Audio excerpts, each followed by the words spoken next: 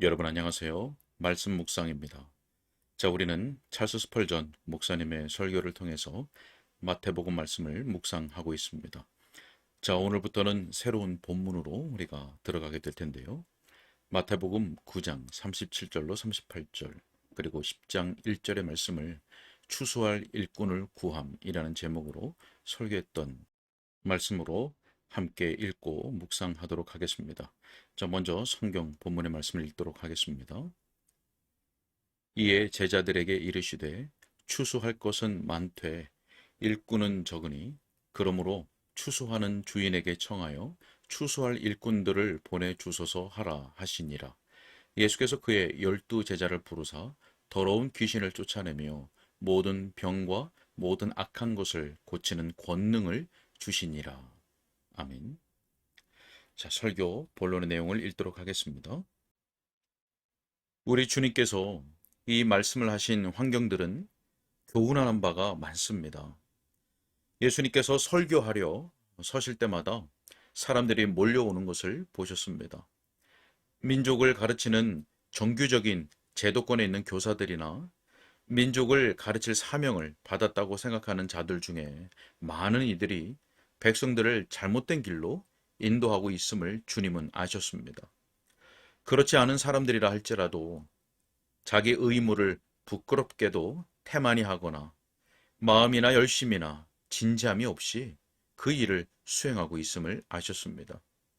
불쌍한 백성들은 무기력하였고 목자 없는 양처럼 여기저기 흩어졌습니다.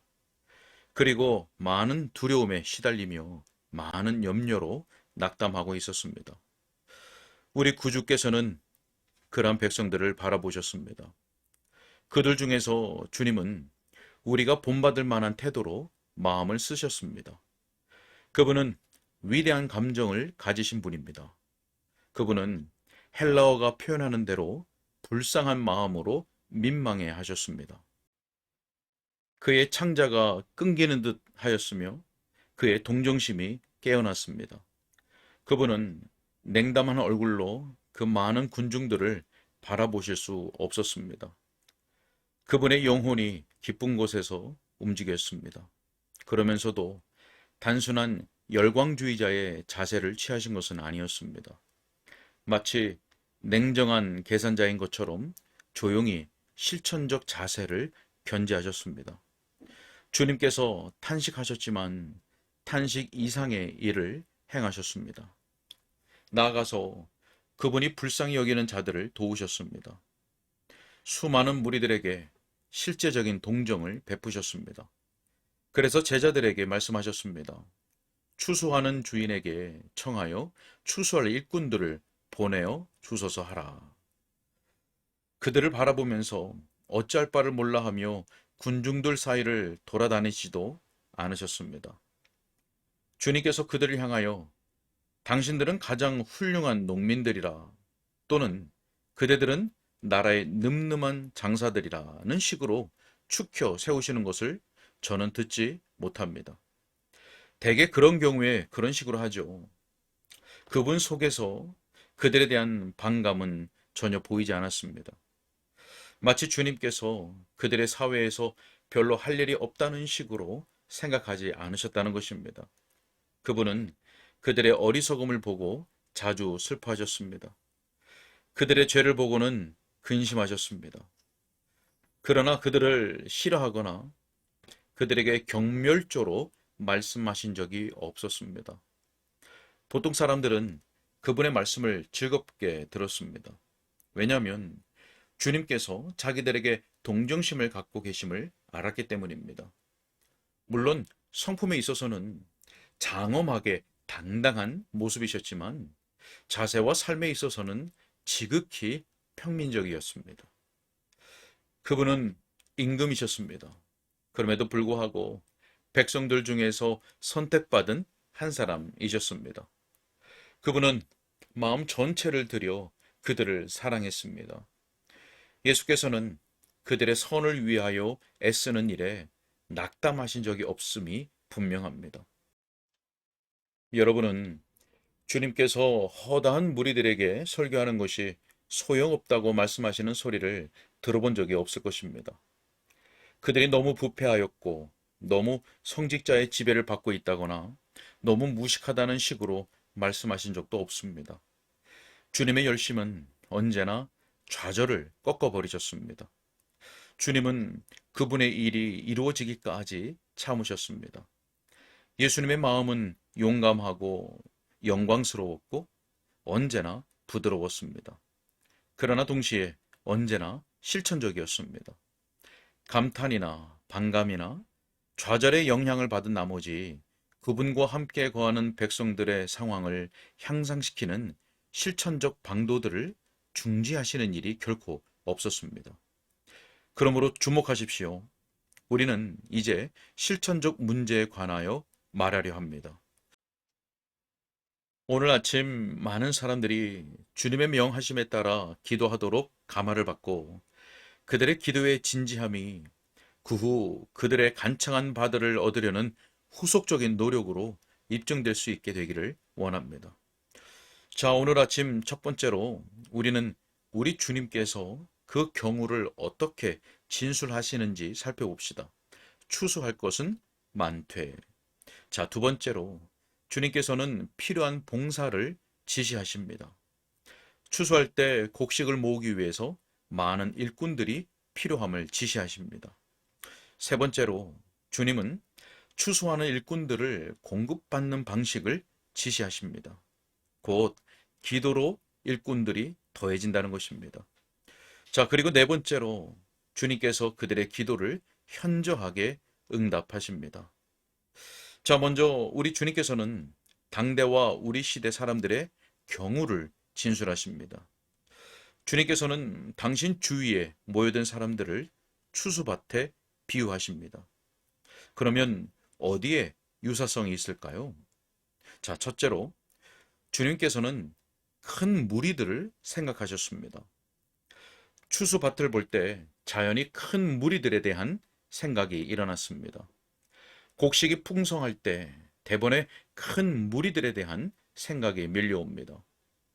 곡식의 나달의 수를 헤아릴 수 없습니다.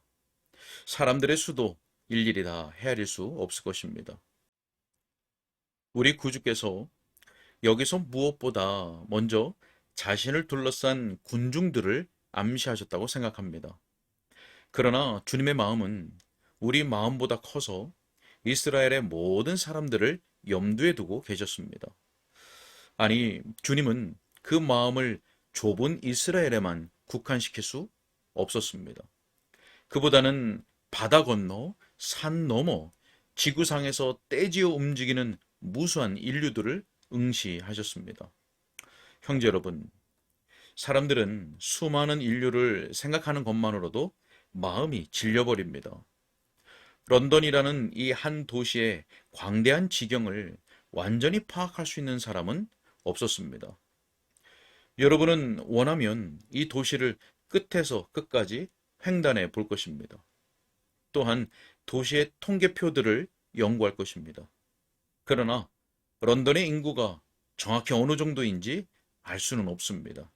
앞으로도 결코 알 수 없을 것입니다. 사람들이 너무 많다는 것입니다. 그러나 런던은 우리나라 전체에 비하면 어떠한 존재이며 전 세계에 영어를 말하는 수천만의 사람들에 비하면 또 무엇이란 말입니까? 그럼에도 이 사람들도 수를 헤아릴 수 없이 많은 무리에 비하면 적은 수에 지나지 않습니다. 수억, 수천만이 밀집되어 있는 중국이 얼마나 큰지 도무지 생각할 수 없습니다. 큰 무리들이 존재의 골짜기에 퍼져 있습니다. 마치 비구름에서 떨어지는 빗방울처럼 삼림의 나무들에 붙어 있는 잎사귀들처럼 말입니다. 사람들의 자손들이 바로 그와 같습니다. 아담의 허리에서 난 무수한 소생들의 수를 낱낱이 세기를 희망한다면 하늘의 별들이나 바다 물결의 수를 세려는 것이나 같습니다. 이 모든 이들을 복음 곳간에 모아 드려야 합니다. 그렇지 않으면 그들은 모두 멸망할 수밖에 없습니다. 이 모든 사람들 때문에 그들을 모아드릴 하나님이 보낸 일꾼들이 있어야 합니다. 그렇지 않으면 그 모든 무리들은 지극히 복된 영혼을 놓치게 될 것입니다. 우리 구주께서 수를 헤아리기 어려운 많은 사람들을 추수밭에 있는 알곡의 허다한 나달들에 비유하신 것은 잘하신 것입니다.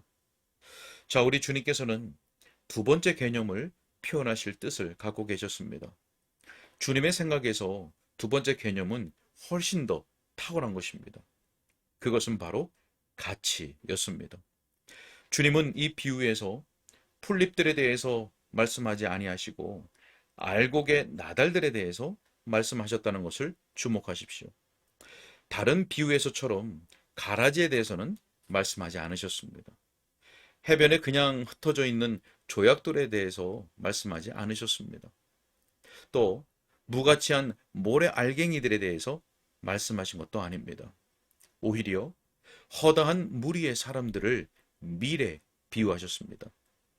여러분, 곡식보다 귀중한 것이 어디 있습니까? 곡식은 우리의 생명을 보존하는 자연물이니 정말 우리에게 가치가 있지 않습니까? 그 이유 때문에 우리는 그것을 모아들일 때 기뻐 외치지 않습니까? 추수하는 과정은 언제나 유쾌합니다. 추수하는 것들을 소중히 여기기 때문입니다. 추수한 농산물을 안전하게 보호하기 위해서 많은 수고와 주의를 기울입니다. 눈앞에 황금 벌판이 파도칠 때 우리는 그것들을 무시할 수 없습니다. 우리는 그들이 땅에서 나는 다른 어떤 것보다도 보배로움을 알고 있습니다. 하나님과 하나님의 아들 예수님께서도 그렇게 생각하십니다. 예수님께서는 어떤 사람도 멸시할 대상으로 보신 적이 없습니다. 사람들 중에서 가장 작은 자라도 노예처럼 취급하시거나 경멸할 자로 여기신 적이 없으셨습니다. 예수님은 하나님께서 사람들을 얼마나 기뻐하시며 거룩함을 입은 그 선한 사람들이 어떻게 추수의 기쁨처럼 하나님의 마음에 기쁨을 주는지를 아셨습니다. 멀리 떠나 방황하다 돌아온 사람들이 어떻게 위대하신 아버지의 마음 속에서 천사들도 드릴 수 없는 기쁨을 일으키는지를 알고 계셨습니다. 하늘 아래서 사람은 하나님께 가장 보배로운 존재입니다. 광산의 보석들이나 바다의 진주들에 대해서는 아무것도 염려하지 아니하십니다. 그러나 사람들은 어찌나 귀하게 여기시던지 독생자를 보내어 그들을 위해 피 흘려 죽으심으로 멸망하지 않고 영생을 얻게 하셨습니다. 허다한 무리의 영혼들은 주님 보시기에 보배들입니다. 마치 농부에게 있어서 알곡이 보배롭듯이 말입니다. 오늘은 여기까지 읽겠습니다. 예수님은 큰 무리들을 보셨습니다. 그리고 주위에 모여든 사람들을 추수밭에 있는 허다한 나달들에 비유하셨습니다. 그리고 주님께서는 알곡으로서 가지고 있는 그들의 가치에 대하여 생각하셨습니다. 우리 주변과 전 세계에는 목자 없는 양같이 많은 두려움과 염려에 시달리며 살아가는 사람들이 무수히 많습니다. 그들은 모두가 다 복음 곳간에 모아드려야 하는 허다한 영혼들입니다. 이 허다한 무리의 영혼들은 농부에게 그러하듯이 가치 있는 알곡과 같고 주님 보시기에 보배들입니다. 여러분, 우리는 어떻습니까? 우리도 주님처럼 목자 없는 양으로 기진하며 살아가는 허다한 무리의 영혼들을 보며 그들을 가치 있고 보배롭게 여기는 마음이 있나요? 그들의 돌이키는 것이 주님께 얼마나 큰 기쁨을 드릴지 생각하면서 그들을 바라보고 있습니까? 우리 주님께서 우리 모두의 마음속에 그 주님의 마음을 주시기 바랍니다. 뿐만 아니라 그 마음으로 선을 위하여 애쓰는 일에 낙심하지 말고 부지런히 십자가 복음을 증거하는 일에 더욱 힘쓸 수 있도록 우리에게 힘 주시기를 소원합니다. 함께 기도하겠습니다. 지금도 그 택한 백성들의 돌아옴을 크게 기뻐하시는 사랑의 하나님 아버지 감사합니다. 우리 주님께서는 허다한 무리의 영혼들을 바라보시며 그들을 가련하게 여기셨을 뿐만 아니라 그들이 하나님 앞에서 얼마나 보배로운 존재인지 또 그들이 돌아오는 것이 하나님께 얼마나 큰 기쁨이 되는지를 생각하셨습니다. 주님, 우리에게도 주님의 마음과 생각을 넣어주셔서 죄와 어둠 가운데 살아가는 문 영혼들, 특히 가까이에 있는 영혼들을 그와 같이 여기게 하여 주시고 그래서 그들에게 그리스도의 복음을 잘 증거하고 드러낼 수 있도록 도와주옵소서. 하나님, 우리는 연약하여서 선을 행하면서 낙심할 때가 많이 있습니다. 주님, 우리를 도와주셔서 그들의 영혼의 선을 위하여 애쓰다가 낙담하지 않도록 말씀과 성령으로 늘 붙들어 주옵소서. 주님께 의탁하옵고 예수님의 이름으로 기도하옵나이다. 아멘.